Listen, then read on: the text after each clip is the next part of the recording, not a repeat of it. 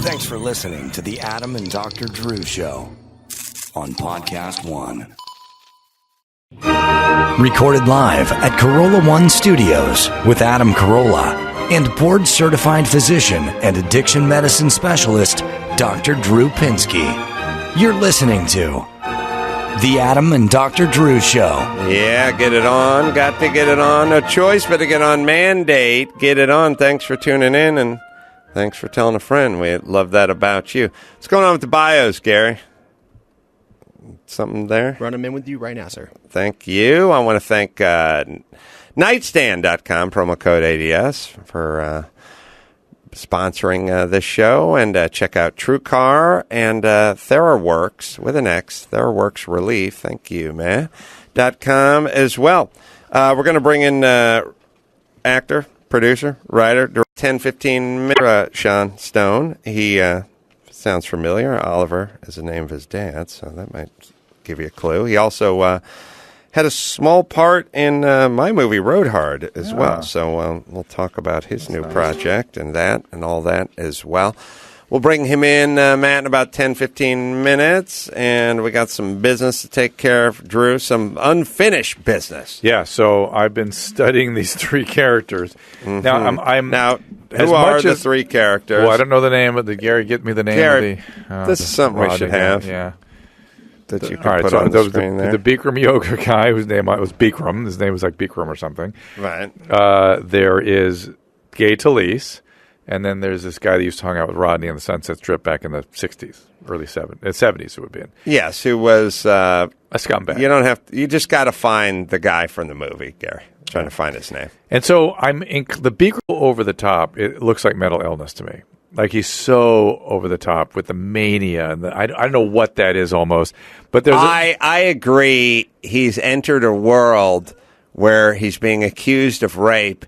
And he's explaining that women line up around the block for him to rape them, and they should be paying for his semen $1 million a drop. And for some reason, that's so nutty. For some reason, when it enters that world of the just bizarre, when it starts getting, it's a kind of a Don King kind of thing where it's like sleazy promoter guy, whatever. But when it gets into this, it becomes a caricature. Somehow I can wrap my mind around it. It doesn't feel like personality. It feels like some relationship with reality is off. Right. All right. So that's Bikram yoga guy. So I'm going to put him. Well, Gay Talese bothered me because he allowed this guy to voyeur these poor. What did he do? Including. He wrote a book because it was a good story, and he didn't intervene on this guy who was watching people have sex, including watching somebody murder somebody. And the guy never did anything. What's the name of the doc, Matt? Voyeur. It's called Voyeur, yeah. It's about a guy who builds his own motel specifically so that he could spy on the people who stay there. And Gay Talese, early on in this career of voyeurism, learns about it and doesn't do anything about it. And they show Gay Talese earlier in his career with his sanctimonious bullshit about having sex with whoever he wants, and that's good and glorious. And he really comes across as just the most sanctimonious, narcissistic prick I've ever seen. And I think it's true. I think that's what he is. But then there's the guy. But then there's Rodney Bingenheimer's friend who was raping 14-year-olds. So he's got to win. He has to win. He wins. He wins. He's winner. I'm going to put... so win, play, show. I'm going to put... the winner is the Rodney guy with the 14-year-old rapes.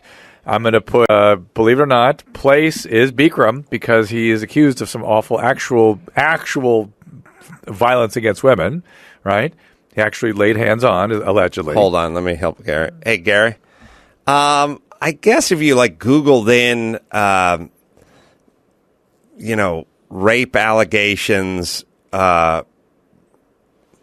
14-year-old. No, just runaway. Oh yeah.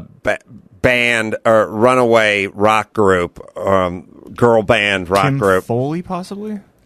We shouldn't use names if we don't know. You know what I mean? We're going to be accusing people. No, it sounds about right. Well, we'll see a picture. All right, in any event, he wins. Yeah, that sounds. Bikram second, Gay Talese show. Because even though he was creepy and made me angry and was sanctimonious, he didn't act. He did some awful, unforgivable things, but he didn't violate anybody in physically. Well, I know that this guy did. He was accused of it. I'm just given the way you responded to him, right, and the way he talked, I'm just going to go as accused is enough. Yeah, that's him. I think we need pictures of him, like more like in his 60s or newer. Yeah, that's him. What's his name? Kim Foley. Yeah, that's him. That guy struck me as one of the douchiest dudes ever. This was a photo finish, though, I must tell you. Well, so on your Mount Douchemore, Kim's number one.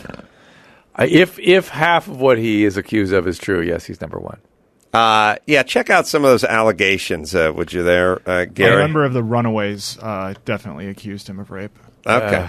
And then the Bikram yoga guy is I want to give him a little bit of a break because he seems like he's venomous, but he still gets place. Uh-huh. And then Gay Talese is just makes me angry more that he's creepy beyond belief, and it's unforgivable ethically what he did, but he didn't violate anybody physically. Okay, so again, Mount Rushmore. Let's just review.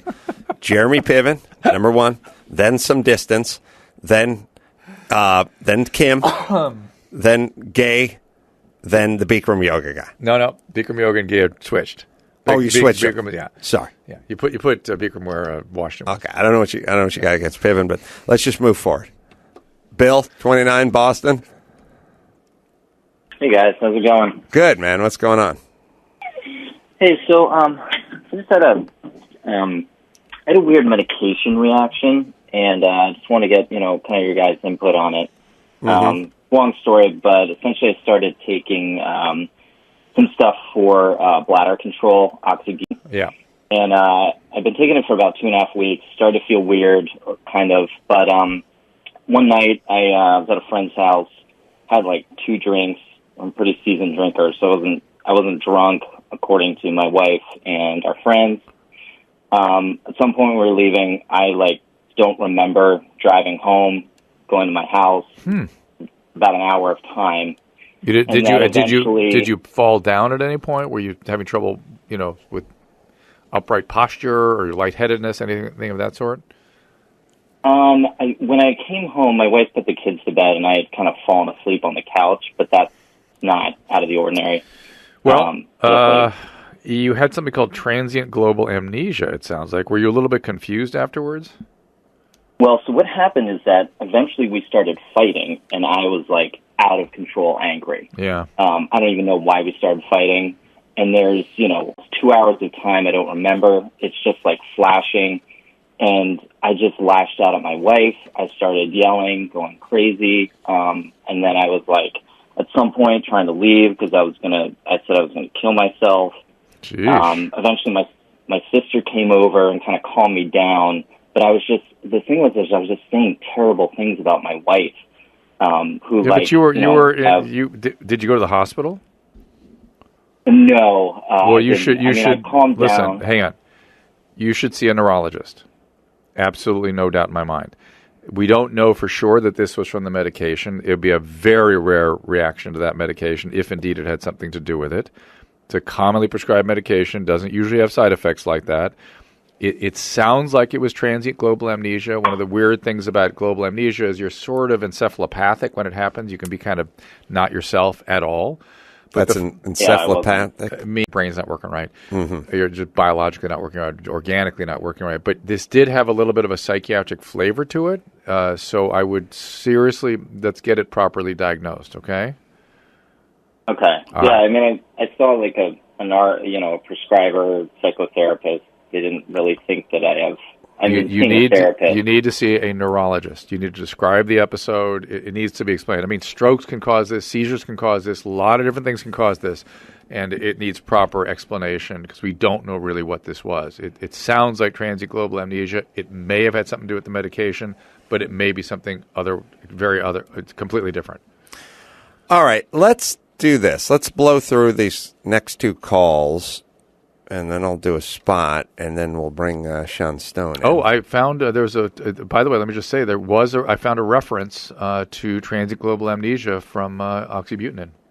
Well, there you go. So it has happened, but it's pretty rare thing. All right. Last two here. Brian, 36, Minneapolis. Question about the girlfriend? Hey, Drew. Yeah, man. Yeah. If before I ask the question, may I kiss some collective ass first, very briefly? I'll limit you to 20 minutes. Okay, I'll keep it boiled down to a nutshell. First of all, Dr. Drew, I want to say Cracked was the most inspirational thing I've ever read. Oh, it thank kept you, me Brian. sober for 10 plus years. Wow, that's cool. Thank you, Brian. It's a big deal for me. Thank you. I mean, I can read it again and again and again, and I get more out of it every time I read. So thank you for that. Thanks, buddy. Thank you. And also, Dr. Drew, on the Gutfeld show, I want to say you're amazing. It's amazing. It's great. Yeah, I sort of fit in there, but I'm so moderate. I'm not Fox News. I'm not MSNBC. I'm sort of nothing. Mm-hmm. But I do like Greg. I've been saying that for years. Yeah, I am nothing. And so you've been saying that. Yeah. But I sort of fit in with the concept of that show. It's pretty easy for me to do. So I thank you for that. Yeah, that's the sense I get, and I feel you're a perfect middle ground there, and it's great to see. And Adam, if I may, a couple of things. First of all, the great Spoodini. It's great to talk to you. Yeah, I forgot about that. I don't know if you remember or not. Now we do. Now we do. Yeah.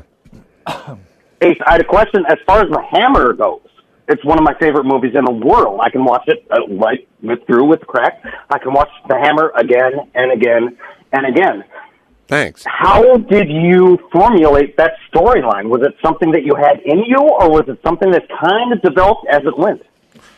I was thinking about a movie. I was thinking about a movie I could be in. I was thinking about a movie that wasn't, I have a very for what you know sort of approach, which is the write about stuff you've been involved with, construction, boxing. And I was just driving down Coldwater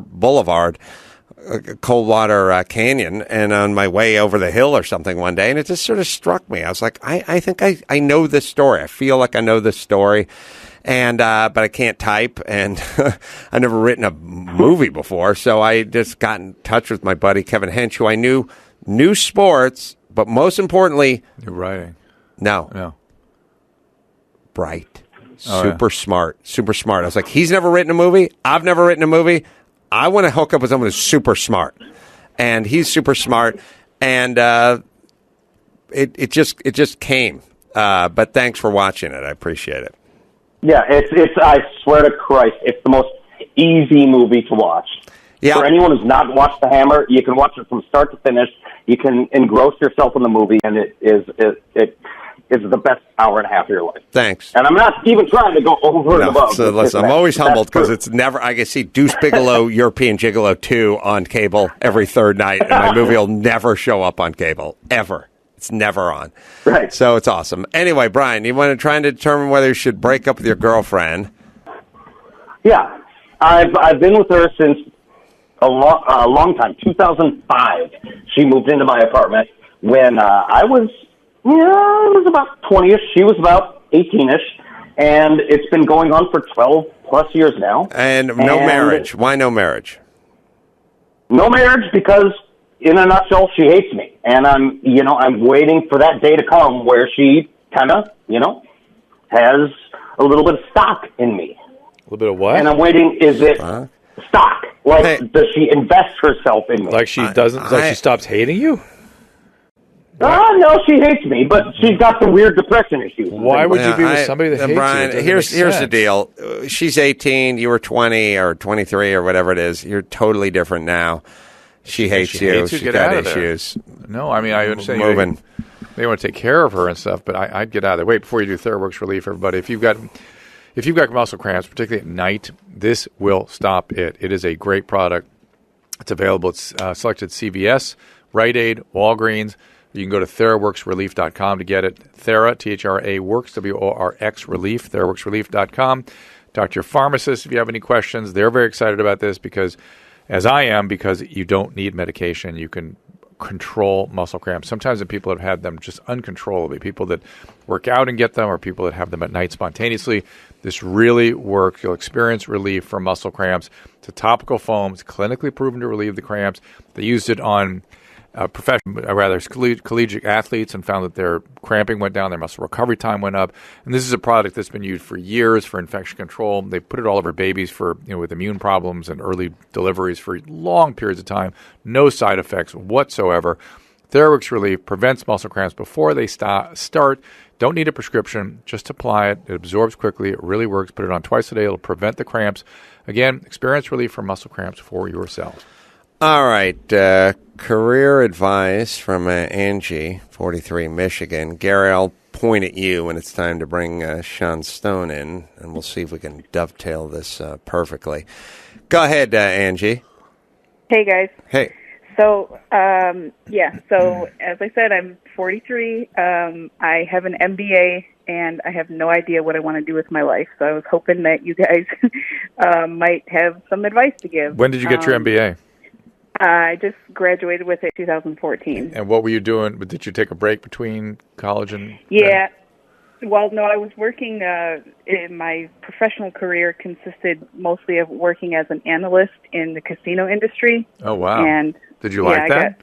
I enjoyed it, but in the casino industry, there's a tendency to kind of just get stuck in there, and you do it forever, and the skills don't transfer well. And I was getting to that point where I either needed to decide to stay in it and be in casino industry for the rest of my life and be moving around from casino to casino to casino. So why did you get the MBA? What were you thinking when you got that?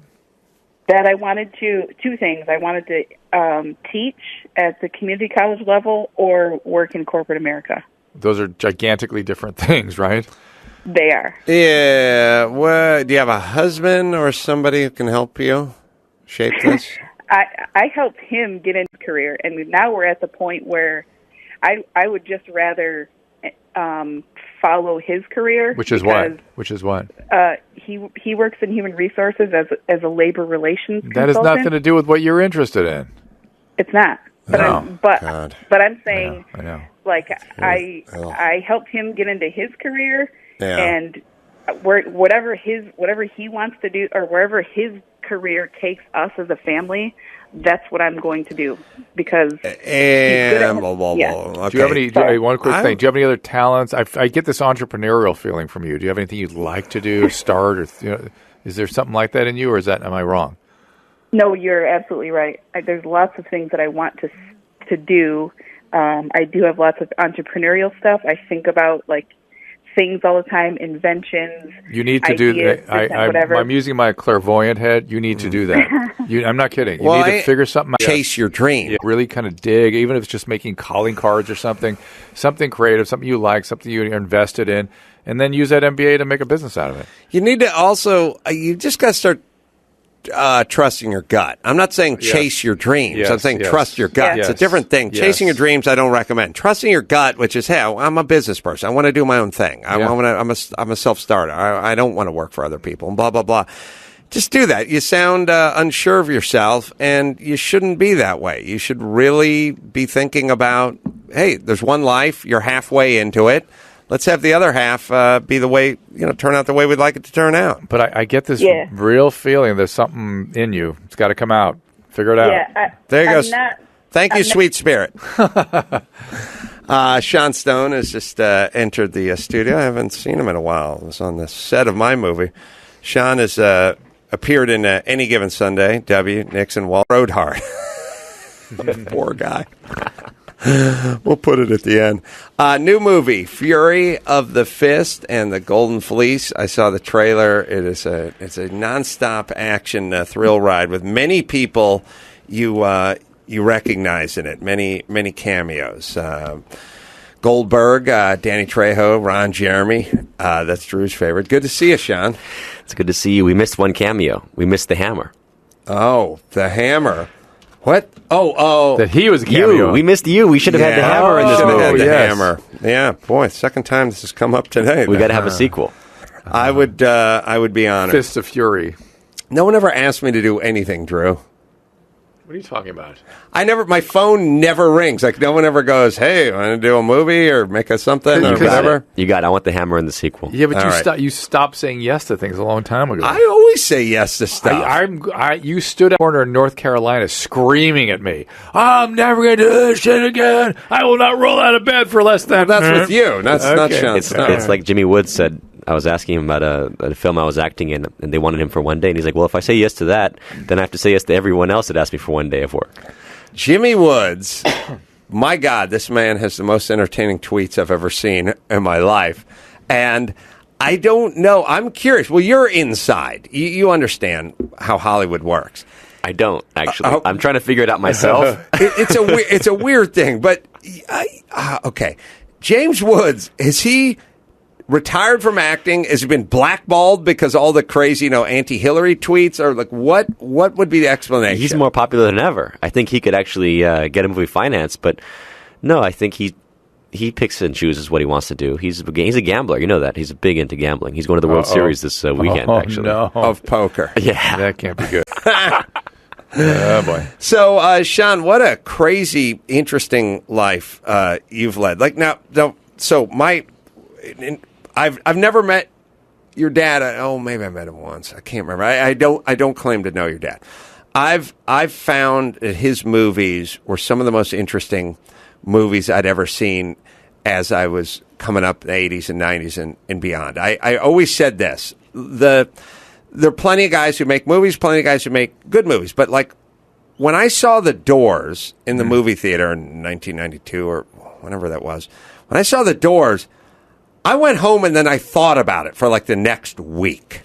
And it stuck with me. You see Star Wars and you leave and you go, oh, that's a good movie. And then you start thinking about something else. Like Not the old Star Wars, but yeah, I know what you mean. It hung with me. One of the many Oliver Stone movies. And Drew, I never even told you this. I actually, after that movie, read a book. What? Was it like a coloring book? No, it was Nobody Here Gets Out Alive. Oh, wow. Did you read it? I read the entire book, and I've never even read a book. Your dad got me interested in The Doors. And but your dad also strikes me as an insanely intense person as well, and could be, a pretty double-edged sword to grow up with, yes? Yeah, intimidating. I think that's the right word. I certainly had a healthy fear of him as a child. We were complaining earlier in the week that the kids don't have enough of that. Right? Well, there's not many men anymore. The testosterone levels have dropped. That's part of what the theme of the movie, The Fear of the Fist, is about, the testosterone levels dropping with less 30 years. And I tend to, I don't know, I see that in a sense of there's a masculinity that kind of is missing from a lot of men now. My dad didn't lack that at all. He probably had too much. So this is the response to In 50 Years Will It Be... Oh, yeah, that's my book. We should make a movie about that. Well, you tapped into something. I did tap into it. You can kind of go, I wrote a book 8 years ago called In 50 Years Will All Be Chicks, and you look at it and you go, oh, that's funny, and then you read it and you go, hey, some of that stuff's happening, and it didn't take 50 years. And then there's another part of you that goes, this jack-off comedian's trying to make a buck writing a book. True. But something made me think about it. I could have named my book anything. Yeah. And I named it In 50 Years We'll All Be Chicks. And something's going on. And we are under this constant pressure to have women and men sort of meld into one unit. And it's not going to be a good thing. It's a cyborg. I don't even know if it will be chicks. I think chicks will be like more masculine in a sense. We see that too. And men becoming more feminine, you'll end up with a cyborg culture of just sort of we call it in the movie Lady Boy Bok Choy. But basically it's just kind of blending it together that on one level psychically I understand, yes, we have to tap in. I mean, from a psychoanalytic perspective, right, you're supposed to tap in as a man to your feminine anima, right, and the female has to tap into her male animus and find that harmony internally. But you see it almost too much, and a lot of it's chemically driven, it feels, in terms of food and the things that we're imbibing in our bodies that's literally taking us away from our natural biochemical structure. Well, our biochemistry will follow our behavior too a little bit. Mm-hmm. Like if you stop working out, if you Right. start, your testosterone drops, and if you stop sort of evoking leadership roles or being sexually stimulated, testosterone drops. So there's things you can do that To activate it. Yeah, and then as we drop, our body changes, and then it drops some more, and so it's very much in what we're doing today. Yeah, it makes sense. Well, we've Tweeting. Too much tweeting. Too much tweeting. We've decided that all the characteristics that were sort of built to males were negative. They call it toxic masculinity. Oh, yeah, man. it's just or he's aggressive. The notion of just being a male is sort of a strike one, and then white and heterosexual strike two and strike three. So let's talk about Father's Day and nightstand. How about that? Let's do that for a second. Dad, because has toxic masculinity, perhaps he has a mess of cords. He's a messy dude. We'll help him organize. You can do it with Nightstand, NYTSTND. It's the best-selling quad dock that charges everything Apple. And they've got other stuff. They've got stuff for they have over 20 different models from 2 to 10 devices per dock. You can charge iPhones, iPads, Apple Watches, all together. It's beautifully crafted. It was started by a young entrepreneur couple here in America. It's not a Chinese import. It's made in America. If you've got an iPhone 8 or an iPhone X, Nightstand has all of your wireless solutions. Android solutions available too. So it's Androids, Apple, wireless. It's NYTSTND. Over 20 different models, 2 to 10 devices. Something you want to do, right, Matt? Take advantage of Adam and Dr. Drew's exclusive Prepare for Father's Day sale. For our listeners only, get 15% off any order over $80 by using the promo code ADS at checkout. Go to nightstand.com, NYTSTND.com, and get that perfect gift. by the way, you can go to furyofthefistmovie.com and find out show times and where it's available in a city near you, and on demand as well. So, Sean, this process of writing, producing, directing, acting in, funding, making a movie like this is so all-encompassing. Well, I didn't direct this one, but I did everything else you mentioned. Oh, okay, yeah. Tell us how long the shoot was, how long it was in the pipeline. I mean, some of these movies are years in the making. Every movie is years in the making, but some are more years than others. Right. In this case, we wrote the original script in 2011, wrote a sequel in 2012, came back and decided to do the original in 2015, got a cast together.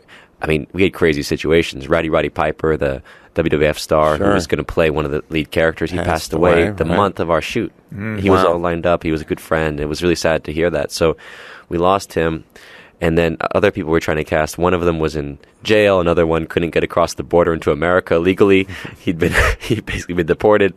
Another one quit. Another actor quit after the first scene he shot. He decided he didn't like the role and walked off. Oh my God, who was that? Wow. I can't say who it was, but he basically played the character of Okinawa Jackson. Oh my God, who's a very funny character. So look, the film itself was. Yeah, it was tough, Matt. 17-day shoot, every day was 17 days. I heard somebody was describe movie production as a controlled airplane crash. That's what you're crashing an airplane and then trying to control it. And sometimes you crash before you get to the end, but then you have to pick up the pieces and keep going. Yeah. Like start running. Right. You still got to get to the destination. Exactly. What, for you, is it, are we thinking about scripted stuff, series stuff, documentary stuff, all of the above? I feel like in this new world order, you just do everything now, right? That's what it feels like. It's. I wrote a book called New World Order too, by the way. That's weird. So you got to do it all. 50 years, there'll be a new world order. I put out documentaries, Century of War, Hollywood DC, both available online. I think Hollywood DC is fun because it gets into the political relationship of Washington and the military-industrial complex, CIA, with Hollywood films, media, TV, you name it. So it gets into that aspect. But yeah, like you said, do it all. In my case, I am not just trying to follow my father's footsteps. I'm obviously doing my own work, and that encompasses acting, which is something my dad never. Well, he's been in a couple of his movies and cameos, but never really pursued. Yeah, it's always. I always feel like once you act enough, you kind of can direct. I think you're just there. You see how it works. You get the feeling for the flow, and then it becomes easy. Like not easy, but I mean, everyone who's on a sitcom long enough eventually just directs an episode in season 8, and Yeah. But it's funny that more directors aren't thinking about acting, or maybe they have a disdain for actors. Well, it's funny if you think about it. Actually, a lot of the great directors, from like Woody Allen. I don't know if we can mention him anymore, but from Woody Allen going back to Orson Welles, I mean, there are a lot of great directors that were actors, or vice versa, working hand in hand. Nowadays, you got like Ben Affleck and Clooney and others that are doing it. Sean Penn has done it. De Niro has done it. You just go through the list. Dennis Hopper with Easy Rider. I mean, it's actually more than we realize. Do you? You must have grown up in.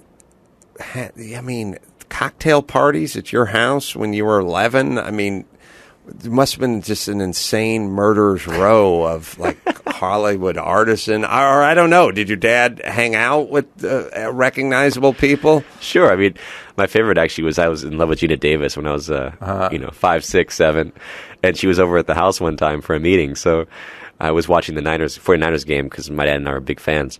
So I was running into the living room to go tell him the Niners had scored. And I was so excited. And she was alone in there. He'd gone to his office to get some notes or something. And I was like, yeah, the Niners scored. And I was like, that's Gina Davis. And I was completely stunned. Here I'm in love with this she's woman. Like 6'1" or something. Well, she was down. But yeah, Yeah, I find her striking myself. So this thing has been around for a little while. Like, you're right, everything takes years. Some takes multiple years, and then other stuff. But then all this setup, what else is crazy too, Drew? It's like you worked for years to study and schooling and tests and everything else before you became a doctor. Yeah. But then what if you became a physician for 17 days?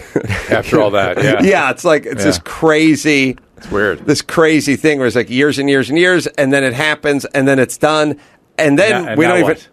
maybe something, maybe nothing. We're going to find out, right? I mean, that's the excitement, actually. Right now, it's like the gift. We've built it, we've wrapped it, we've got it all, with the bow tie and everything, and now you present it. And you're going to see the reaction of your audience, right? Some people love it. Some like, why'd you give me this? Tell Santa this is crap. Is it going to be in the, what do they do now with the competitions all over the country? The movie... The competitions? Deeply immersed in the business. The festivals thingy? Deep in I hope not at that point, because then we're really in trouble, because... No, not really. That would have been in the past, yeah, because right? we're coming done out... that previously. We're coming out tomorrow, tomorrow in, select theaters in L.A., New York... Dallas, places like this, but then it'll be on demand on iTunes, Amazon, all these VOD places. Yeah. So presumably, your whole family, anyone that's into like martial arts cinema will want to watch this movie. That's what I'm counting on right now. And by the way, we're pre-taping this, so it is last week. It is out. Oh, shoot. Yeah, it's all right. It's all right. Just this, I want people to know it's out as we there. speak. It's Don't out there. wait till tomorrow. So it's not coming to the festival near you, actually. It's just coming to your home video box, however you watch movies, on your phone, on your, I don't know, in your brain, however you download it. Again, furyofthefistmovie.com. It looks like fun. It's nonstop action, and it's funny. And it's politically incorrect, which is the most important thing. How's now? Everybody has a different version of this with their dad. Does your dad watch your movies and comment? Does he try to coach? Does he try to edit? Is he completely dismissive? Oof. Where is he? Wow, I've edited his movies. You have? I worked as an editor on W and Untold History, which was an amazing, epic 10-part series he put out. So I actually worked on both of those, editing him, which was an interesting challenge.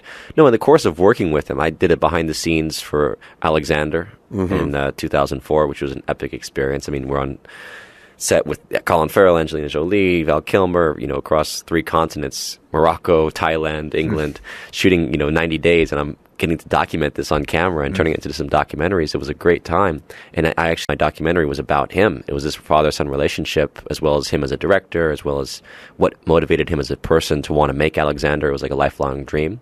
So I got to make that documentary called Fight Against Time. It's also available, I think, on online now. And so that was a journey of really just watching and being mentored by him. At the same time, I was almost as though, you're supposed to kill your father in a certain sense. This was me reimagining and re-editing him and being able to show the mirror back to him, and basically see him, so he could see himself through my eyes. So it's been an interesting process where like we've worked in these different capacities where I've been an actor for him. He's directed me. I've edited his films. He's given me feedback as a writer on my movies. He'll give me criticisms, but it's a organic relationship, right? I mean, he keeps growing. He may not like this movie. I don't know. It's not ultimately, but it's not about him. I don't do it for him. I do it for myself and for my own sense of, at the end of the day, my own sense of self-worth. I have to look in the mirror, an older man, and say, this is my life and I own it. I can't do it for daddy, right? Can't do it for daddy, Drew. That's what you've always said. That's what I've always said. I can do it for TrueCar. MSRP, what's that stand for? Some people know, but what does it really mean? Or same with invoice or list price or dealer price. It can be confusing. Introducing True Price from TrueCar. Know exactly what you'll pay, including fees and accessories, before you get to the dealership. You know your true price is a great price because TrueCar shows you what other people paid for the exact same car. Apples to apples, you lock in your price, you pick up your new ride, and it can be new or it can be used. Certified dealers set their true price competitively so they can win your business. So, when you're ready to buy new or used, you always go with TrueCar. Our own Chris Max Pato went there. I think Kalen went there as well from the Adam Carolla Galaxy of Stars. Visit TrueCar to enjoy a more confident car buying experience. Some features not available in all states, but I bet you don't live in one of those states. It's TrueCar. The movie Fury of the Fist. Website. Yeah, that's the movie. But I wanted people to head to the website, furyofthefistmovie.com. You can find out showtimes and VOD, video on demand, and all that kind of stuff as well. And also, you could probably shoot Sean a tweet at Watching Sean and follow up with all his projects and what he's got going on. Sean, thanks for coming in. Absolutely. I'm surprised. I thought this was Loveline. You even asked me about sex the whole time. Not quite. That was the old Adam and Dr. Drew. Now we're evolved. We really just complain about our wives. It's awesome. Live stand-up, me, Aladdin Theater, June 9th. I'm shooting a special out there. Second show added, so you can check that out. Go to AdamCarolla.com. And speaking of websites, go to Chassis, 2 S's and a Y. Lots of movies we have there for you guys to check out. Drew? Speaking of websites, go to .drew.com. So, till next time, huh? Oh, R.J. Bell. I forgot about that, sorry. R.J. Bell, listen to his pod. He's on my show. He's a very funny guy. And learn a little something about sports and wagering. And do that at Podcast One. Until next time, it's Adam Carolla for Sean Stone and Dr. Drew saying mahalo. Summit date. I'm Ed Donahue with an AP News Minute. President Trump says the summit in Singapore with North Korea's Kim Jong-un is back on track. They want it. We think it's important. And I think we would be making a big mistake if we didn't have it. I think we're going to have a relationship, and it'll start on June 12th. A top North Korean official was at the White House today with a letter from Kim Jong-un. The president was asked if Kim was committed to denuclearize. Yeah, I do think so. He'd like to see it happen. He just wants to be careful. He wants to be, he's not going to run and do things. But I told him, to be honest with you, look, we have sanctions on. They're very powerful sanctions. We would not take sanctions off unless they did it. President Trump told reporters he hadn't read the letter yet and added with a smile, I may be in for a big surprise, folks. Plans for the high-stakes sit-down had been cast in doubt ever since the president withdrew from the meeting last week, only to announce later it was back on track. I'm Ed Donahue.